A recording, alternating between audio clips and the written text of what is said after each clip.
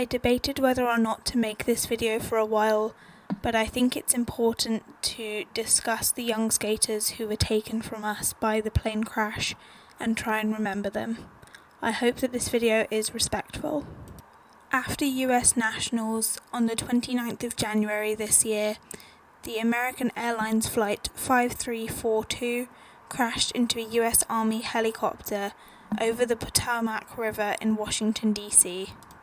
All the 67 people in both aircraft were killed in the crash, including several members of the US Figure Skating Association, skaters and coaches. In this video, I'd like to remember all of them. The first skaters I'd like to remember are Angela Yang and Sean Kay. Angela skated at the University of Delaware Figure Skating Club, and she took up skating after watching her siblings play ice hockey.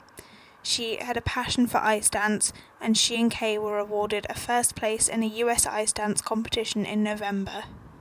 Sean Kay and his brother Skylar competed in Austin, Texas in 2023 at the National Festival, giving them a chance to showcase their strengths, and their mother explained that it allowed them to meet with other boys who love the sport as much as they do. Angela and Sean were just 11 years old and had so much potential both as an ice dance team and as individual skaters. The next skater is Brielle Beyer. Skating came very naturally to Brielle because she was born in a family who loved being on the ice, especially her brother who's a hockey player, and she earned a bronze medal at the juvenile girls division at the 2025 Eastern Sectional Singles final, and this helped her secure her invitation to the National Development Camp, and she accomplished her goal of consistently landing her triple jumps. Brielle was just 12, and her mother also died in the accident. The next skater is Cory Haynos, and Cory was invited to participate at the development camp after he finished as the intermediate bronze medalist at the Eastern Sectional Singles final, and Cory landed a clean triple axel on the final day of camp, which was a dream he'd been working towards for months. Cory was just 16, and both his mother and father also perished in the accident. The next skater is Zhou, and he started skating as a child. He was described as having a fearless attitude and was always eager to try something new, always with a smile on his face. He was considered an enthusiastic supporter of his fellow skaters, and he advanced to the development camp after a 4th place finish in the novice division at the Eastern Sectional Singles final. Edward was just 16, and both his parents also died in this crash. The next skater is Alydia Livingston.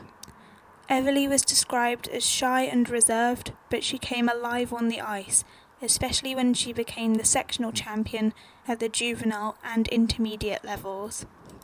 Alydia said that her goals were to become part of Team USA and to travel the world. Alydia was just 13 years old. The next skater is Alydia's younger sister, Alydia Livingston. Alydia was said to be a rising ice dance star who was known for her vivacious personality and strong desire to improve on the ice, no matter what critique she was given. She was just 11 years old, and both her, Alydia, and their parents all died in this crash. The next skater is Franco Aparicio. Franco is described as a gracious, disciplined, and kind-hearted skater who pursued excellence in everything he did. His dedication, work ethic, and unwavering support for his fellow skaters made him a cherished friend and role model in the Washington skating community, and his smile, bright, infectious, and full of warmth, lit up every rink he stepped into. Franco was just 14, and he and his father both died. The next skater is Jinna Han. When Jimmy Ma was asked about Jinna, he said, "She's absolutely phenomenal," and at 13 years old, he couldn't do anything close to her level. Mirai Nagasu also said the loss feels especially personal because of her connection to some of the families, and Jinna Han was an incredibly talented skater who regularly interacted with her son.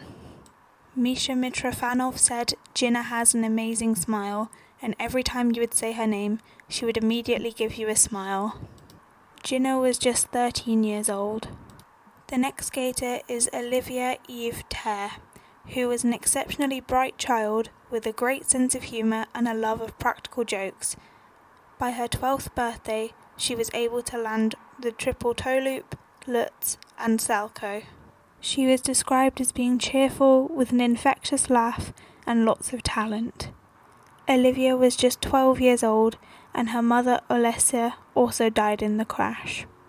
The next skater is Spencer Lane, who was described by Elisa Efimova and Misha Mitrofanov as sunshine that you could get energy from as soon as you saw him. Misha described Spencer as a firecracker, and he also said that he started skating later than others, but because of his amazing talent, he progressed so quickly. Spencer was very active on social media, particularly on TikTok, and he also posted a photo of the plane at takeoff. Spencer was just 16 years old, and his mother was also on the flight with him. There were also coaches on the flight, and the first I'll talk about is Alexandr Kirsanov. Kirsanov was an ice dancer and previously competed for the USA, Azerbaijan, and Russia. After retirement, he coached and choreographing and coaching for Angela Yang and Sean Kay. The next is Inna Volyanskaya. She previously competed for the Soviet Union and upon her retirement became a coach as well. Inna was remembered as a tiny woman with a fierce heart of gold, and a skating mother referred to her as a rare diamond. And the final two coaches were Vadim Naumov and Evgenia Shishkova. The pair were originally from Russia and were the 1994 World Pairs Skating Champions. Their son, Maxim Naumov, finished in 4th place at the US National Championships. My condolences go out to all of the friends and family of all of these skaters and coaches. I hope I've treated this topic with the respect and sensitivity it deserves.